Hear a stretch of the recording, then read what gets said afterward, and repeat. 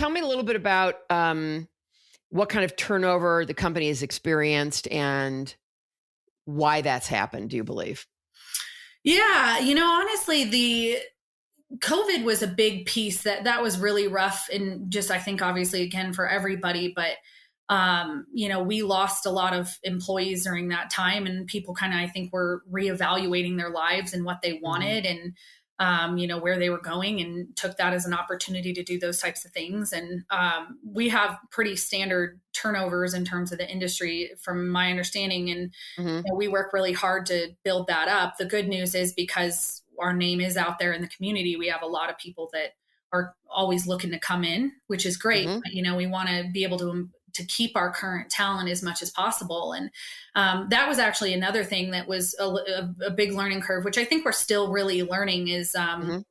during COVID, like I said, we moved to the hybrid work model before it Sure. full, but Mhm. that brought a lot of challenges with it, and one of those being that in a hybrid work environment, we have a really great culture within our company, and Mhm. everybody really enjoys working there and being there. And then when you're opening this up to, okay, now we're hiring Mhm. remote employees and we're now in this hybrid environment, it's a lot harder. You don't have Mhm. that person sitting right next to you, and whether that Mhm. person can say, hey, I overheard you on this call, and here's some coaching that I have on that and some ideas that could help, or here's how I've sold it before, or whatever. Instead, they're by themselves at home. And small business space is a tough one. And so if you're losing customers, or they're struggling, for whatever reason, especially during COVID, that was mentally really hard on a lot of people, watching these businesses just really struggle and not feeling like you could do anything for them, and Mhm. so that was a big piece. And I think that was something that kept a lot of our current employees going too, is just, they needed us more now than ever, sort of a deal. And we wanted to make sure that what we were doing and the support we were giving them was the best it could possibly be, and putting them forward and first, but there's a lot of stuff out of their control and out of our control. I mean, Mhm. if they can't even get their products, for instance, that's a big deal. So Yeah, that's for sure. Do you have did COVID cause you to implement some sort of a more formal training program or mentoring program or coaching program at all? um we have already, we've taken in terms of the training piece, that's something we've always taken pretty seriously. And I think that Good. that was of big benefit to us during that time. Mhm. I do think for sure we had to tighten things up, and make sure that we're providing that in a different Mhm. capacity, and that we're being adaptable to, people's environments and whatnot. And a lot of it was learning on the fly, it's reading books, reading, different blogs, like all sorts of stuff, whatever you can to try to make sure that the way that you're coaching people, how you're doing things, Mhm. like I said, I mean, even just the example I gave earlier of just, it was a big learning curve to be sitting next to everybody and being able to overhear and then coach them up. Mhm. And then all of a sudden not be there, and making it a very consistent, tangible, I've got to check in with these people and make sure that how, and really checking on just how are you as a person, right? Not Right. how are you doing at work and what do you need help with, Yep. but how are you? And really making that an emphasis. And it's one of our initiatives for the year, even just to make sure that we are building back that culture and really, collaborating and supporting each other, and making that a forefront, Mhm. to build that back in a hybrid environment. And I think we're making Mhm. leaps and bounds, which has been great. That's great. So you said a little bit about what a great culture you have. How do you define your culture and what makes it unique? That's a great question. In terms of our culture, it's everybody, the camaraderie is really there. People just genuinely enjoy being Mhm. around each other, working with talented, like-minded individuals that are all there Mhm. for small businesses and working hard to do everything they can to make those businesses successful.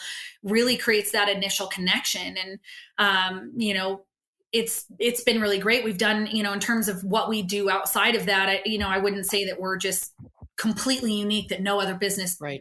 has these ideas, but we're constantly trying to innovate with just different types of things that we're doing, in terms of, okay, can we bring different types of, for instance, we brought out a system called, we're calling it hobby hangouts. And that was one of our MSMs came up with that idea. But Mhm. anyway, so one of the cool things there is that we can, connect people not just with the shared likeness of working at the same place and being passionate about the same things, but also about let's connect over things that aren't necessarily related to work, and what are Right. different hobbies that everybody has, and connecting, whether that's in person or virtually, and those types of things. It's been really valuable, and so we're constantly trying to innovate with ideas like that have been really good. And I Mhm. think we have a culture of just, we really look for the entrepreneurial mindset. We look for employees that not necessarily have all the skills in the world behind them that they've done Mhm. previously to prove it.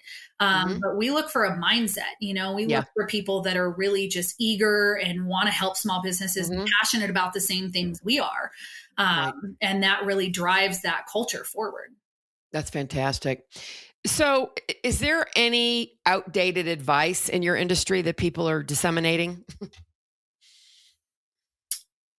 I'm sure there are. Coming off the top of my head, I can't think of any right now, Right. but I mean, there is a lot. I'm sure of it. Right. So, where do you see the company investing in resources here over the next, let's say, 12 months?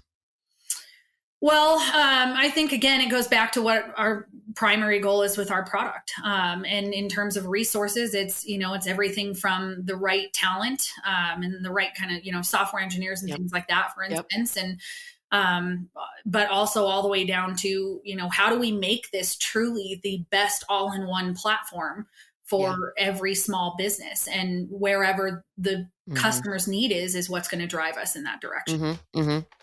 Hmm. Do you have like a freemium model or a trial for people to get on there and get around in it and see how it works for them? Yep, yep. We do have a free version that includes just parts of the Marketing 360 app. You can work with Right. Well, which at least gives somebody an idea to think, oh gosh, is yeah, this something that is going to work for us? yeah. What's the financial model for companies buying it?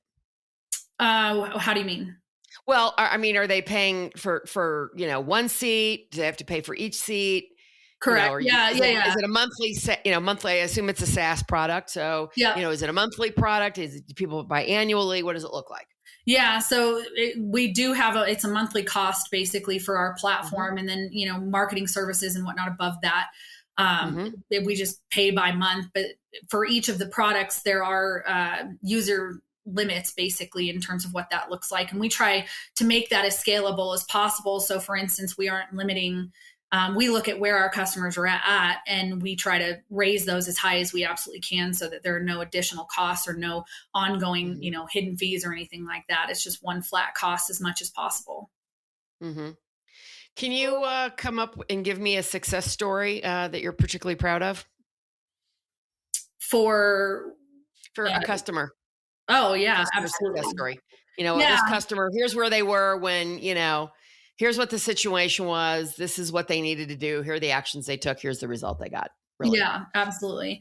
Yeah, actually, when there was first one that comes off the top of my mind is I actually was a customer of mine years and years ago, and when they first started, they were a real small business and a really unique idea, and they grew pretty astronomically very quickly.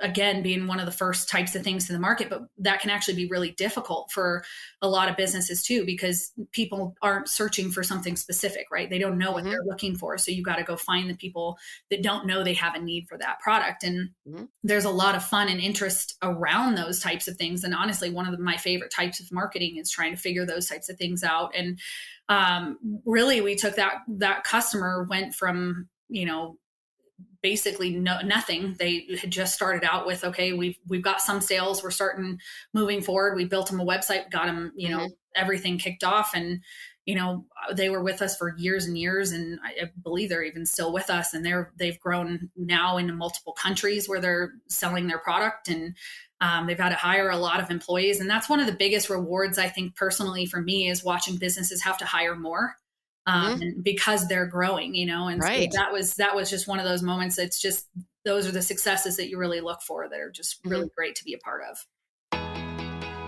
Carol Schultz here. Thanks for watching this excerpt from Authentically Successful. The conversation doesn't end there. So if you want to hear this episode in full and all my conversations with many other successful founders and CEOs, please visit verticalelevation.com/podcast.